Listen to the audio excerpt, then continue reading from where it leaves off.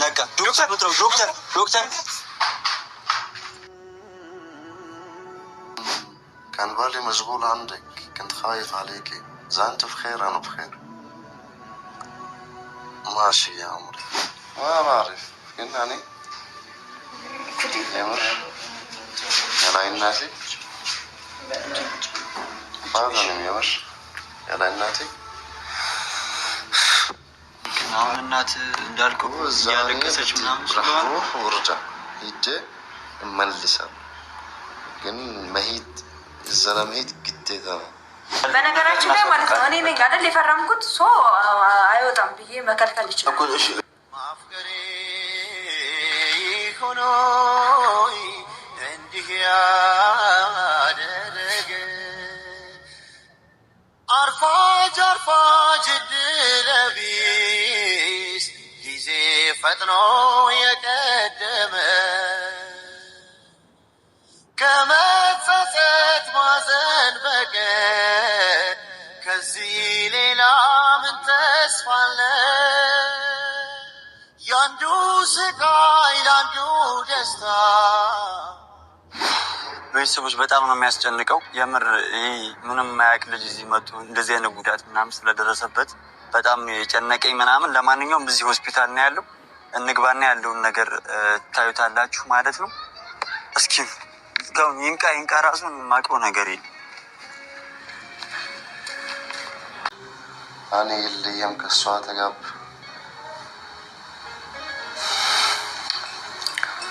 ማባረፍ ግን እኔ የምር ያላይ እናቴ ባዛንም የምር ያላይ እናቴ ታልቅስ እንደዚህ አትሆን ታልቅሳለሽ። እንደዚህ ትራንስፖርት እንትን ይበልና በቃ ትሄዳለህ። አታልቅስ እሺ። መናትህ እንደዚህ አትሆን እንደዚህ አታልቅስ መናትህ።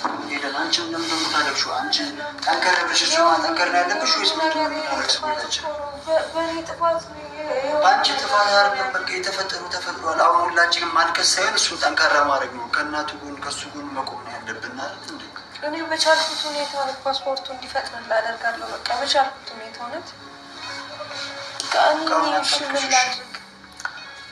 ላዘም ሮ ወደ እሷ መሄድ ግዴታ ነው እኮ። እኔ በቃ ቶሎ እንዲያልቅላ አደርጋለሁ በቻልኩት ሁኔታ። ማለት አንተ እንደዚህ ስትሆን እኔ በጣም ጭንቅላት ይወቅሰኛል። በጣም ጭንቅላት እየወቀሰኛል ነው። ስለዚህ ቢያንስ አንተ እንደዚህ አትሆን። እኔ ቶሎ እንዲያልቅ በቻልኩት ሁኔታ አደርጋለሁ። እሷ ራሱ ተቀየረ። እንደዚህ የዲካም ድምፅ ነው የምታወራኝ። በጣም ደክሞታል እሱ ነገር ደግሞ በጣም ከባድ ነው ለኔ።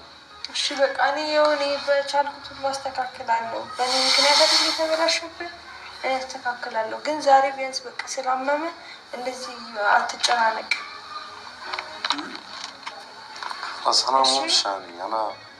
أنا بخير. أنا دناني جناني هون اللي شغلني الناتي.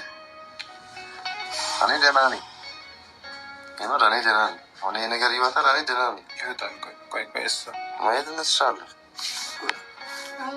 كويس. ترى شو هاي أنا دناني أكو دكتور آدم تاني أنت ملان اليوم من نوتو عندلش. ترى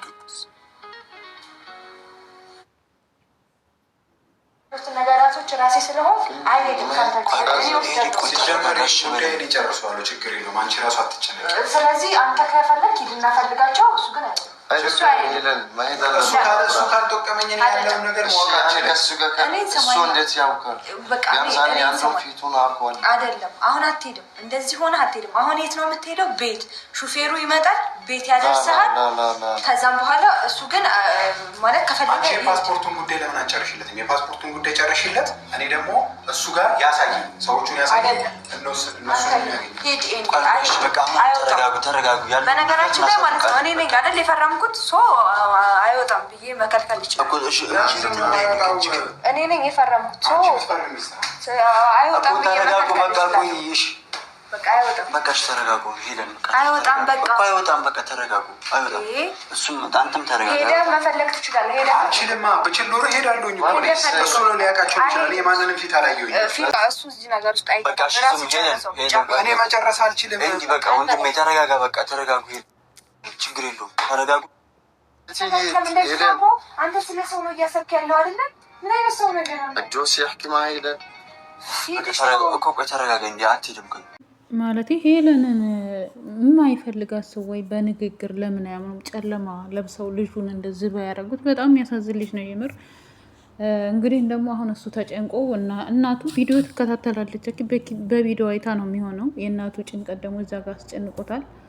እና ኤንዲ ደግሞ ሰዎቹን ማወቅ አለብን ብለው እዛ ጋር እየተጣሉ ነው። መጀመሪያ ልጁ ራሱ አሁን ቆሞ መሄድ የለበትም ብዬ ነው የማስበው። ምክንያቱም እዛ ጋር ሲመቱት በጨለማ ደንግጧል። ሳያስበው ስለሆነ ድንጋጤም አለ፣ ብዙ ነገር አለ።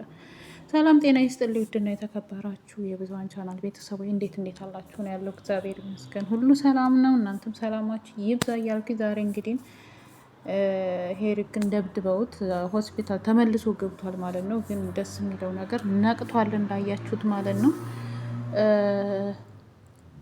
እና አሁን ያሳሰበው የእናቱ ነገር ነው። ብሄድም እመጣለሁ እያለ ነው። ሄለን ደግሞ ያው እንግዲህ ታጸጽታ በእኔ ምክንያት ነው ባላስቀርህስ ምናምን እያለች ነው። ግን እሱ አሁንም ልጁ ተስፋ አልቆረጠም። የፈለገ ይመጣል እንጂ ህይወቴን አሳልፌ ለፍቅር ብዬ ህይወቴን እንትን እላለሁ እንጂ መቼም አልተውሽም ምናምን እያለ ነው። ለማንኛውም ግን እንደዚህ አይነት ጨለማ ለብሳችሁ ወይ እሷን የምትፈልገው ከሆነ እሷን ማናገር ነው እንጂ ልጁ ምንም የሚያውቀው ነገር የለም። ጓደኛ የለኝም ፍቅረኛ የለኝም ብለው ነው የመጣው። አጣርቶ ነው የመጣው ከኤንዲ።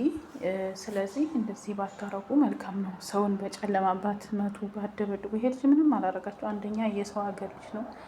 በሰላም ትመለስ ከሆነ በሰላም ተመለስ እያላችሁ ባታስፈራሩ ጥሩ አይደለም። ዞሮ ሄሉን የሚያውቁት ሰዎች ወይም የበፊት ጓደኛ የነበሩ ሰዎች ናቸው እንጂ ዝም ብሎ ሰው አይደለም ይሄ ልጅ እንትን የሚያስፈራራው እና የሚደበድበው። ለማንኛውም ግን ስለተሻለ እግዚአብሔር ይመስገን ነው የሚባለው። አሁን ላይ ለእናቱ በጣም እያሰበ ነው እና እንግዲህ ፈጣሪ ከእናንተ ጋር ይሁን ነው የሚለው። ሄለንም እንግዲህ ወይ ፍቅሩን ትቀበለዋለች ወይ አትቀበለውም። ልጁ እስከ ሞት ድረስ እከፍላለሁ እያለ ነው። ብቻ ከባድ ነው።